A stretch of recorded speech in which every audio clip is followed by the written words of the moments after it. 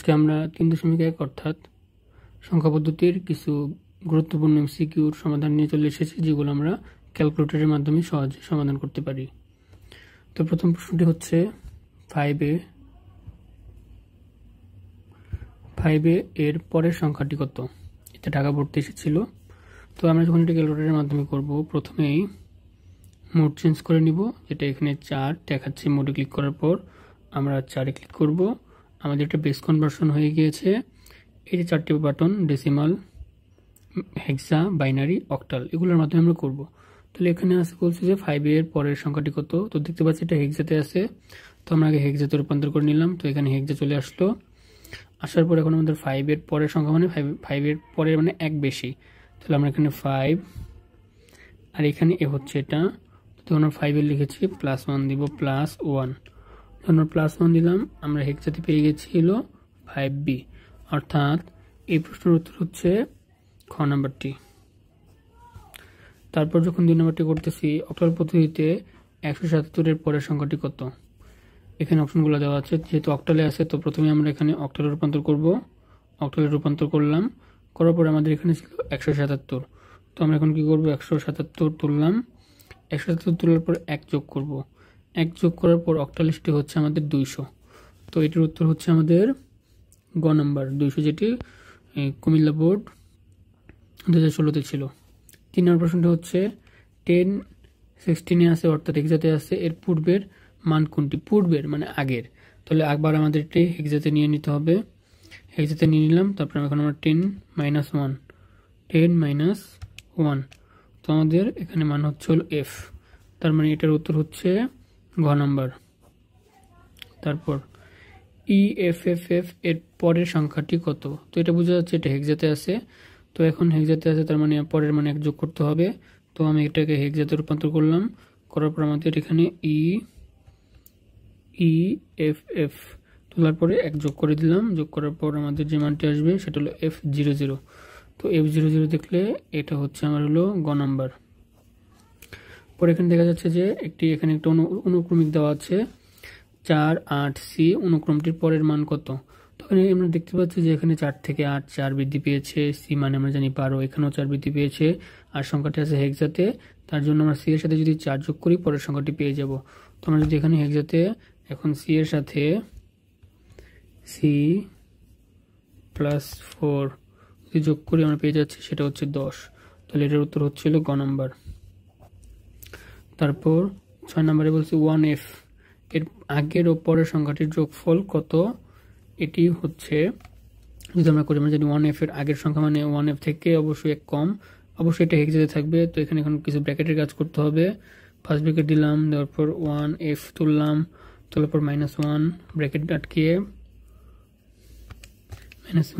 আটকিয়ে plus 1F +1 bracket আটকে দিলাম।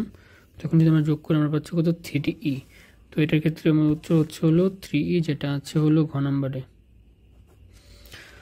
দুটি সংখ্যার পার্থক্য যদি 1F হয় এবং প্রথম সংখ্যাটি যদি 58 হয়, দ্বিতীয় সংখ্যাটি কত? এখন যেহেতু এখানে দ্বিতীয় সংখ্যাটি বের করতে বলেছে এবং প্রথম সংখ্যাটি দশমিকে আছে, তো পার্থক্য যেটা আছে সেটিকে আমাদের আগে হেক্সা থেকে দশমিকে নিয়ে নিতে হবে। তো 1F যদি তুলি, 1F সেটি এখন হেক্সাতে আছে, হেক্সা থেকে আমি দশমিকে যদি নেই, তাহলে সেটা হচ্ছে 31। তার মানে আমাদের তো এখানে কত ছিল? 58। তো আমরা যদি এখন এখানে 58 - 31 করি, তাহলে এখানে হচ্ছে 27। এখন 27-এর মানটি যদি আমরা এখানে দেওয়া আছে হলো হেক্সাতে,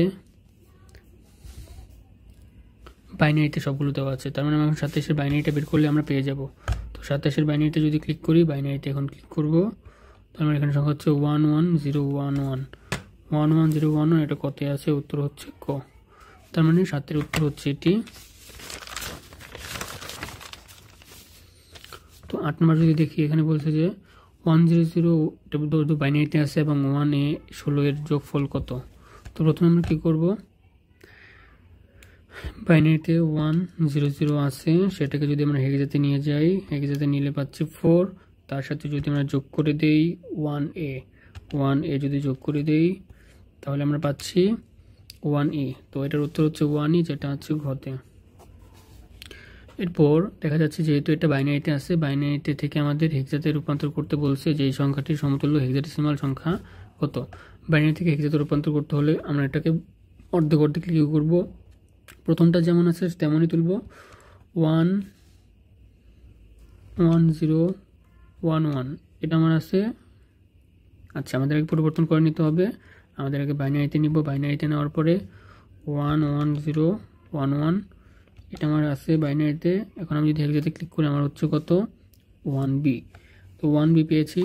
এখন পরেরটা যদি চিন্তা করি, পরের যেটি আছে সেটি এখানে দেখা যাচ্ছে যে এখানে কিন্তু আমার দশমিকের পরে যেহেতু এখানে কিন্তু 1 2 3 4 5 6 6টি ঘর আছে, কিন্তু আমাদের মনে রাখতে হবে যে বাইনারিতে মানে 4 ঘর করে।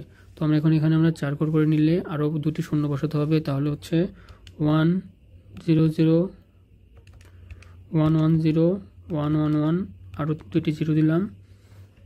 এখন এটা হেক্সাতে, এটা বাইনারিতে হচ্ছে না, এটা বাইনারিতে নিব, বাইনারিতে 1 1 0 1 1 1 এটা বাইনারিতে ছিল, বাইনারিতে যদি আমি হেক্সাতে নিই তাহলে সেটা হচ্ছে 37। তো প্রথমে উত্তর ছিল আমার 1b, আর তারপর হচ্ছে হলো 37, তাহলে উত্তর হচ্ছে 9-এর ক। পরে এটা তিনটি সংখ্যার যোগফল বের করতে বলে স্যার বলছে এটি কোনটি। তো আমরা যখন এখন দেখতে পারবো সবগুলো দশমিকে নেওয়ার চেষ্টা করব।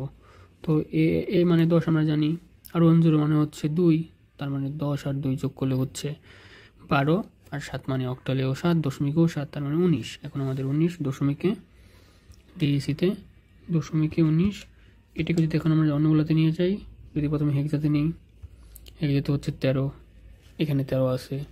যদি অক্টাল নিই, অক্টাল হচ্ছে 23, এখানে তাই আছে।